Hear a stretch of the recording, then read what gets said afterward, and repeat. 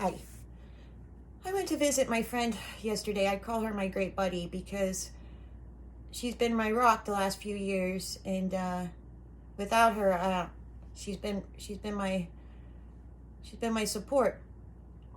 So it was very upsetting to me yesterday when she admitted that she was feeling depressed, and that she was talking to the Lord, but He wasn't talking back. And for a second, I searched to see if I had anything to tell her that would comfort her, and I came up blank. But I still felt bad because I wanted to give her some comfort, to tell her something, but it wasn't coming. And the only thing that was coming was from my own heart and my own experience. And it's been my experience that we shouldn't tell each other how to live each other's lives. In all essence, none of us have any business telling anybody, because we have no idea what's best for us, really. So I just sat with her, and we drank coffee, and we talked, and I just sat with her, and the whole time I prayed, God, comfort her. And it took me back to a time a little over a year ago when we were sitting in her kitchen, and the same scenario, except it was me that was depressed, and I was sobbing uncontrollably. And I was dealing with my youngest son having heart surgery, and my father dying, and on top of that, I was having to deal with my older siblings that came back into my life because of all this, and then my ex-husband being so angry. And it was a time when I didn't feel God, and so much bad stuff was happening to me. It seemed like I would wake up going, God, please don't make me go through this day.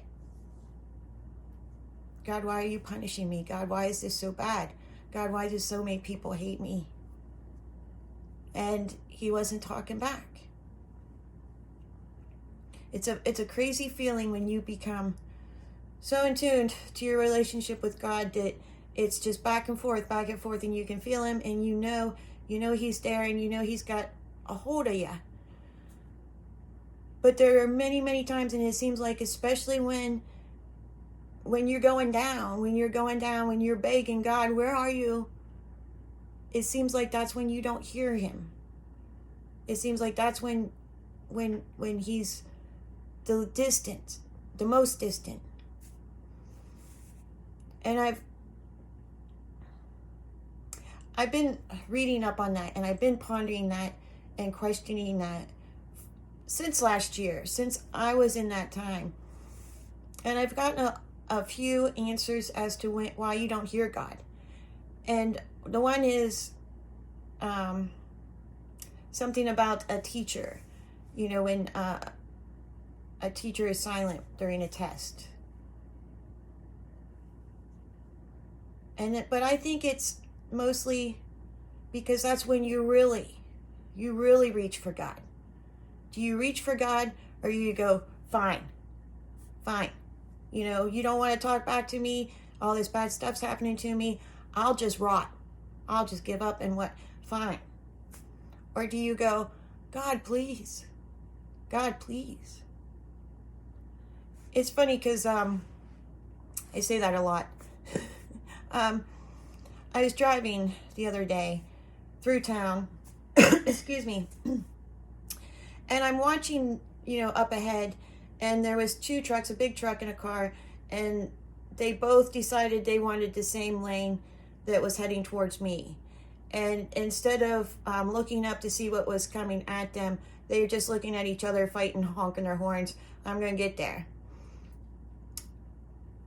It happened just so quickly that I got up on them right when that truck had to swerve over into my lane to miss the car. And I knew that truck didn't know I was there. And before I knew it, I just closed my eyes and hoped for the best. And I just kept driving. I closed my eyes and I hoped for the best. And I gave myself enough time to think, okay, I should have got hit by now. I should have felt an impact. And I opened my eyes and the truck and the car were gone and I was straight ahead. No problems. And, you know, I reprimanded myself after, going, dummy, closing your eyes when you're facing an accident, when you know you're headed towards an accident, you close your eyes and you go, please God, get me through it. Yes. That's what you do. Thank you. Have a great day.